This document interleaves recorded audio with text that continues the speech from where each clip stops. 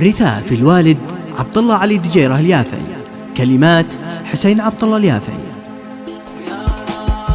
الحمد لله في الأول وفي الآخر، يا الله يا رب يا من بيدك الأعمار. الحمد لك عاد ممسى يمطر المطر، ورواية أرضك ومنها تنبت الأشجار. البال مشغول من يومين أنا حاير، ومضاق حالي وضاقت فيني الأفكار. يا رب تلطف ونسمع خير من باكر، والشاغل اللي شغلني تجعله عبار. الحمد لله في الأول وفي الآخر، يا الله يا رب يا من بيدك الأعمار. الحمد لك عاد ممسى يمطر المطر، ورواية أرضك ومنها تنبت الأشجار. في آخر الليل أنشد حاله العاثر، ويشتكي لي علاجه غالي الأسعار. لا تشتكي لي علاجك دامني قادر، وأولادك الخير فيهم كلهم أخيار. الحمد لله في الأول وفي الآخر، يا الله يا رب يا من بيدك الأعمار.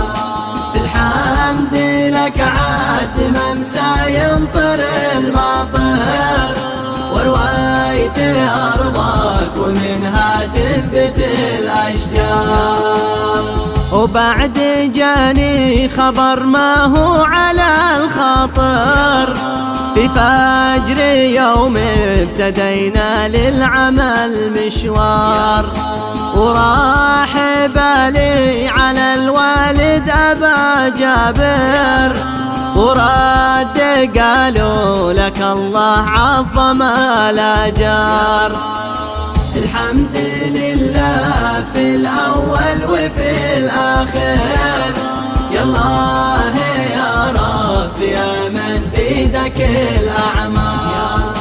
الحمد لك عاد ممسى يمطر المطر، ورواية أرضك ومنها تنبت الأشجار. هزوا كياني بموتك كيف يا ساتر، والدار تشكي لفقدك طفت الأنوار.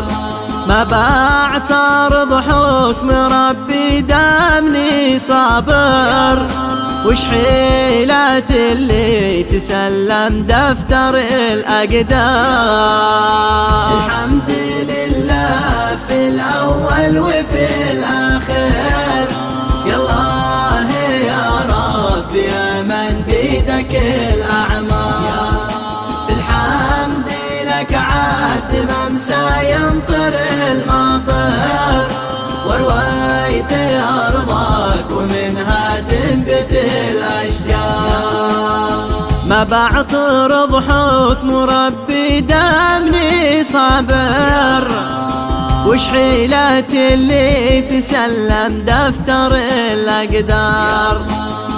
تغفر ذنوبه وترحم ربي يا غافر، وجنات الخلد داره وخيرة الزوار.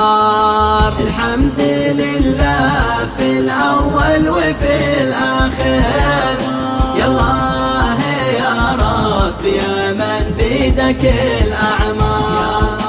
الحمد لك عاد ممسى يمطر المطر، ورواية أرضك ومنها تنبت الأشجار.